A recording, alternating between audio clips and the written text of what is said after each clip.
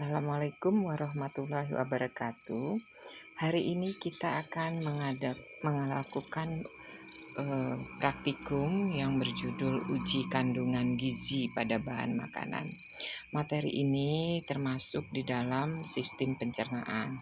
Dan jika kalian baca bahwa tujuan praktikum ini adalah untuk mengetahui jenis-jenis kandungan zat gizi yang terdapat pada makanan.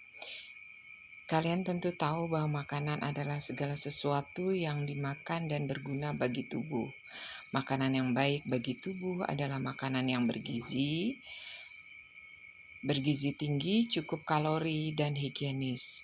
Makanan juga harus mudah dicerna dan mudah diolah dan mudah diperoleh. Zat-zat makanan di dalam tubuh ada 5, yaitu karbohidrat, protein, lemak, vitamin, dan mineral. Nah,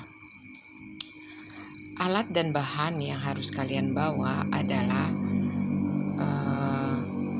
pertama, kalian membawa bahan-bahan makanan yang hendak kalian uji. Apakah itu mengandung karbohidrat, protein, dan lemak. Karbohidratnya itu terdiri dari glukosa dan juga amilum. Kemudian alat yang harus disediakan adalah tabung reaksi dan raknya, kemudian pipet, lampu Bunsen, dan penjepit tabung reaksi, kemudian mortar dan pistolnya, kemudian larutan biuret untuk uji protein dan larutan lugol untuk uji amilum dan benedik, larutan benedik untuk uji glukosa, dan kertas roti atau kertas sampul coklat untuk uji lemak. Nah, untuk cara kerjanya, jika kalian baca dalam LJK ini adalah yang pertama, makanan yang tidak berbentuk halus harus digerus atau dihancurkan dulu dengan mortar dan diberi sedikit air. Kemudian ekstraknya dimasukkan ke dalam tabung reaksi atau pipetet, tabung reaksi sedikit saja. Kemudian ditetesi dengan regen-regen yang kita mau. Misalnya untuk uji protein dengan biuret, dan uji amilum dengan lugol, dan uji glukosa dengan benedik. Nah, uji glukosa dengan menggunakan larutan benedik atau larutan Vehling A, Vehling B. Setelah larutan itu diteteskan pada makanan, maka makanan itu dipanaskan. Kemudian jika berubah menjadi merah bata, maka itu berarti mengandung glukosa.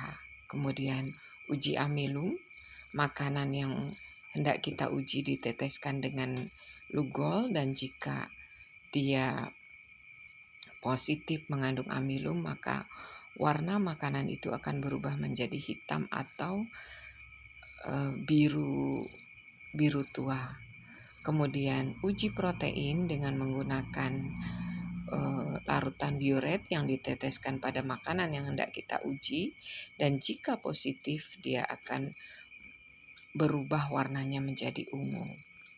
Sementara uji lemak kita menggunakan kertas sampul coklat, kertas yang sering digunakan untuk membungkus kado ataupun buku, boleh juga dengan kertas roti. Nah, makanan-makanan yang hendak kita uji itu kita oleskan di sana.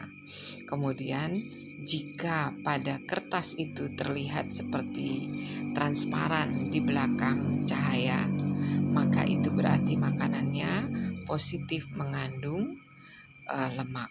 Nah, hasil pengamatan kalian tulislah di dalam tabel, catatlah di dalam tabel seperti yang disediakan pada LJK berikut.